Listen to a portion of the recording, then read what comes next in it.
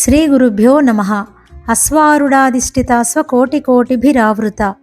అశ్వారూఢ అనే దేవత చేత అధిష్ఠించబడిన కోటి కోట్ల గుర్రాలచే ఆవరింపబడిన అమ్మ. అమ్మవారి పాసం నుండి అశ్వారూఢ అనే దేవత పుట్టింది. ఈమెకు అశ్వసేనను అమ్మ అప్పచెప్పింది. వివిధ జాతి గుర్రాల సమూహంతో కూడి అమ్మవారిని సేవిస్తుంది. ఇంద్రియాలకు అశ్వాలనే సంకేతం ఉంది. ఇంద్రియాల ద్వారానే కోర్కెలు పుట్టి ఇంద్రియ లౌల్యానికి గురి కాబడి పతనమవడం జరుగుతుంది.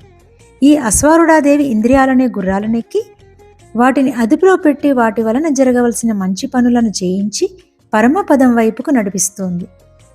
అమ్మవారిని ఇంద్రియాలనే గుర్రాల మీద కూర్చోబెట్టాలి. అప్పుడు నీవు తల ఎటు తిప్పితే అటు భగవంతుని రూపమే కనిపిస్తుంది. నీ చేతికొచ్చిన ఏ ఆహారమైనా భగవత్ ప్రసాదంగానే కనిపిస్తుంది. నీవు దేనిని ముట్టుకున్నా అవి పవిత్ర వస్తువులుగా అనిపిస్తుంది. రైల్లో ప్రయాణిస్తున్న నీ పూజా మందిరంలో ఉన్నట్లే అనిపిస్తుంది. రౌతు మీద గుర్రం ఉంటే మనోవికారం, గుర్రం మీద రౌతు ఉంటే మనోజయం. అహాన్ని మదాన్ని నియంత్రించడానికి సంపత్కరి, ఇంద్రియాలను నిగ్రహించడానికి అశ్వారూఢ. ముందు ఈ రెండు అదుపులో ఉంటే గాని దుష్టశక్తుల నాశనం జరగదు.